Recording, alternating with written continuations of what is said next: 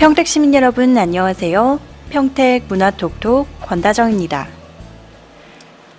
각종 사건 사고들로 시간이 멈춘 것처럼 힘들었던 봄, 그리고 끝이 없을 것처럼 무더웠던 여름. 그래도 어김없이 시간은 흐르고 흘러서 벌써 가을의 정취가 느껴지는 요즘입니다.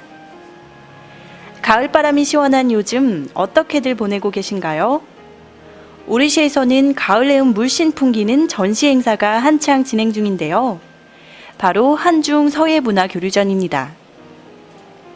지난 15일 평택고예술관 전시실에서 2014 한중 서예문화교류전 개막식이 열렸습니다. 한중 서예문화교류전은 평택시와 중국 산둥성 1조시 서예작가들이 참여하는 작품 전시 행사인데요. 이를 통해 서로의 문화예술을 이해하고 교류할 수 있고 양 도시 간의 우호적인 관계를 돈독히 하는 만남의 장으로까지 이어진다고 합니다. 우리 시와 일조시에 이렇게 뜻깊은 서예교류 행사가 시작된 지도 벌써 10주년이나 됐는데요.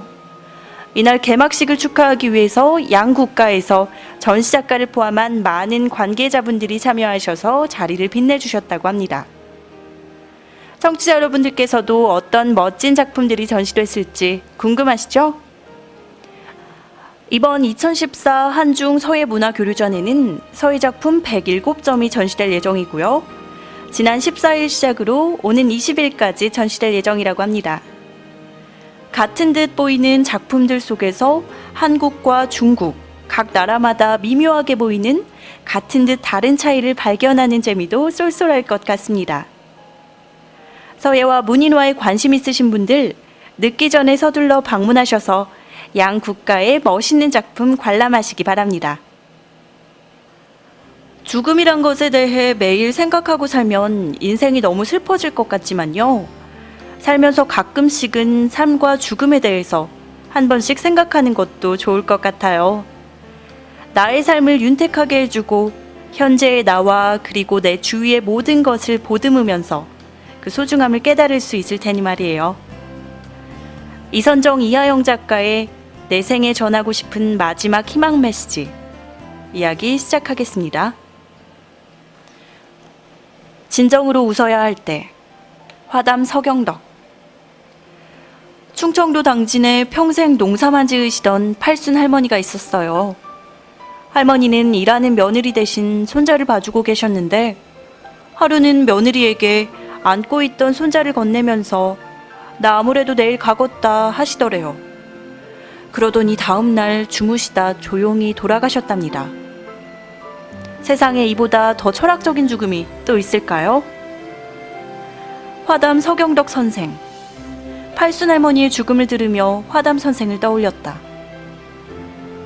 우리나라 유기론의 선도자이며 이황 이이에 앞서 성리학 연구를 개척한 대학자의 죽음은 팔순 할머니의 마지막과 닿아있다.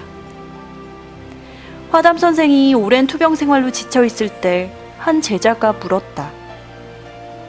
돌아가시기 전 지금 심정이 어떠하십니까?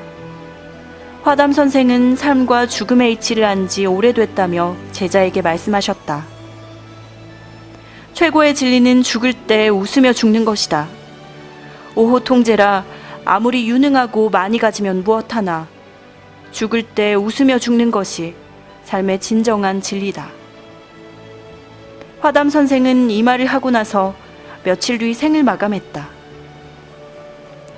그리고 그의 죽음을 지켜본 제자들은 스승의 마지막 가르침에 숙연해질 수밖에 없었다. 화담 선생의 입가에 잔잔한 미소가 퍼져 있었기 때문이다. 화담 선생은 생전 벼슬을 하지 않았다. 양반이라 하여도 가난은 면하지 못해 며칠씩 굶주린 적도 많으나 태연자약 학문에만 정진하고 평생을 산속에 은거하며 정치판에는 얼씬도 하지 않았다.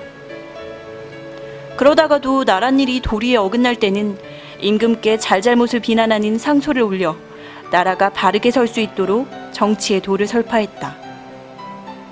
바른 말하는 용기는 자신이 세상에 두려운 것 없을 때 할 수 있다. 숨겨야 할 것이 많은 사람은 제 의지대로 말하지 못하는 법이다. 평생 항목만 한 화담 서경덕과 충청도 당진에서 평생 농사만 짓다 세상을 떠난 할머니는 방식은 달라도 진리에 다가가는 노력은 같다. 사람이 진정으로 웃어야 할 때 세상을 떠나는 그날이 돼야 한다. 사람들의 인생의 한켠의 모습을 보면요, 삶과 죽음의 문턱에 섰을 때 우리는 악착같이 하루를 더 살기 위해 애쓰고 노력하잖아요. 내가 진정으로 이루고자 했던 게 뭔지, 인생의 목표와 가치가 무엇인지도 잊은 채 말이에요. 그리고 살아가면서도 마찬가지일 거예요. 내가 진정으로 원하는 게 무엇인지, 내 진리가 무엇인지 잊은 채 아둥바둥 그저 앞으로만, 더 높은 곳으로만 달려가려 하진 않았나 싶습니다. 사람이 진정으로 웃어야 할 때 세상을 떠나는 그날이 돼야 한다. 이 한마디의 말을 통해서 정말 많은 걸 생각해 보게 되네요. 아름답다, 아름답다 인생아. 레온 트로츠키. 부모님의 손에 거뭇거뭇 반점이 생기고 커다란 아버지의 어깨가 조금씩 굽어가고 어머니의 종아리에 거죽만 남은 이유를 이제야 겨우 알게 됐다. 나의 아름다웠던 인생이 그분들의 땀과 노력과 노동과 수고의 대가로 얻어졌다는 사실을 너무 늦게 알았다. 로베르토 베니니의 영화 인생은 아름다워를 보며 나는 그리웠고 슬펐다. 내 어린 시절이 그리웠고 아름다운 인생을 선물해준 부모의 젊음이 더 이상 남아있지 않아 슬펐다. 유태인 아버지와 아들의 처절한 수용소 생활은 세상 모든 부모와 자식의 이야기였다. 인생은 아름답다. 이 말은 혁명가로 살다간 레온 트로츠키가 마지막으로 남긴 말이다. 영화 감독 로베르토 베니니는 트로츠키의 유언에서 힌트를 얻어 영화를 만들었다고 한다. 내가 다시 새로이 시작할 수만 있다면 이런저런 실수들을 피하려고 노력할 것은 물론이지만 내 인생의 큰 줄거리는 바뀌지 않을 것이다. 방금 전 나타샤가 마당을 가로질러와 창문을 활짝 열어주었기에 공기가 훨씬 자유롭게 내 방 안에 들어오게 됐다. 벽 아래로 빛나는 연초록 잔디밭과 벽 위로 투명하게 비치는 푸른 하늘, 그리고 모든 것을 비추는 햇살이 보인다. 인생은 아름답다. 인생은 아름답다. 사랑하며 살아가면 인생은 누구에게나 그지없이 아름답다. 늦게 알았으나 너무 늦게 시작하지는 말자. 아름다운 인생을 선물할 수 있는 시간과 사람이 내 곁에 있을 때 시작해야 한다. 나의 기억을 가득 채운 아름다운 추억을, 그로 인해 생은 아름답다 말할 수 있는 기쁨을 나도 나누어 줘야 한다. 그것이 죽음마저 아름답게 만들 수 있는 유일한 길인지도 모른다. 레온 트로츠키. 당시 상황과 시대적 배경을 고려해보면 결코 그의 인생이 아름다울 수 없었을 거라 생각합니다. 하지만 그럼에도 불구하고 그의 인생이 아름다울 수 있었던 건 세상의 불평등과 불합리한 무언가들, 그것들을 극복해 나가기 위해서 끊임없이 노력하고 또 이겨낼 수 있다는 희망이 있었기 때문이 아닐까요? 이처럼 우리 인생도 마찬가지예요. 항상 고난과 시련의 연속이고 결코 기쁘고 달콤한 일들만 있을 수는 없잖아요. 그래도 그 기쁨과 짜릿함을 기대하고 그것을 위해 노력해 나가는 그 과정들이 충분히 아름다운 것이라고 생각합니다. 독서 토론. 단순히 책을 읽고 끝내는 것이 아니라 같은 책을 읽고 여러 사람과 서로 다른 느낌과 생각을 공유하고 사고력과 폭넓은 이해를 위해 굉장히 중요한 활동인데요.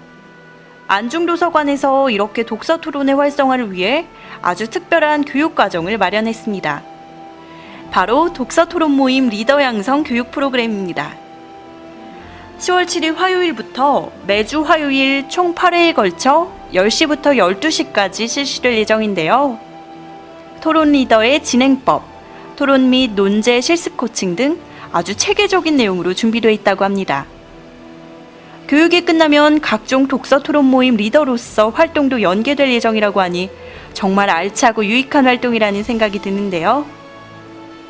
독서 좋아하시는 분들, 토론 모임에 함께하고 싶으신 분들 많이 참여하셔서 올가을 독서로 마음 한가득 채워나가시길 바랍니다. 지금까지 평택 문화톡톡 권다정이었습니다.